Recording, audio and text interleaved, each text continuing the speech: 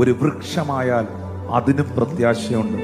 അതിനെ വെട്ടിയാൽ അത് വീണ്ടും പൊട്ടിക്കിളിർക്കും, അത് തളിരിടും.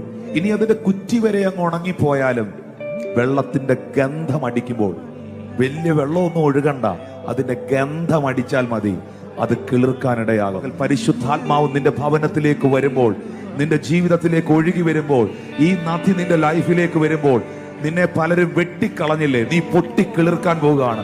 വെട്ടിക്കളഞ്ഞിട്ടുണ്ടെങ്കിൽ, പലരും നിന്നെ വെട്ടിക്കളഞ്ഞിട്ടുണ്ടെങ്കിൽ, ഹൃദയത്തിൽ നിന്ന് വെട്ടിക്കളഞ്ഞിട്ടുണ്ടെങ്കിൽ, പ്രസ്ഥാനത്തിൽ നിന്ന് വെട്ടിക്കളഞ്ഞിട്ടുണ്ടെങ്കിൽ, ചിന്തകളിൽ നിന്ന് വെട്ടിക്കളഞ്ഞിട്ടുണ്ടെങ്കിൽ, ഹൃദയത്തിൽ നിന്ന് വെട്ടിക്കളഞ്ഞിട്ടുണ്ടെങ്കിൽ, വെട്ടിക്കളഞ്ഞോട്ടെ, വിഷമിക്കണ്ട.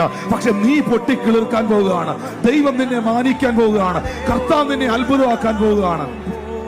ഓ ഹല്ലേലൂയ. ഒരു വൃക്ഷത്തെ കുറിച്ച് എന്റെ ദൈവത്തിന് ഇത്രയും കൺസേൺ ഉണ്ടെങ്കിൽ, ആകാശത്തിലെ പറവകളെ കുറിച്ച് എന്റെ ദൈവത്തിന് ഇത്രയും കൺസേൺ ഉണ്ടെങ്കിൽ,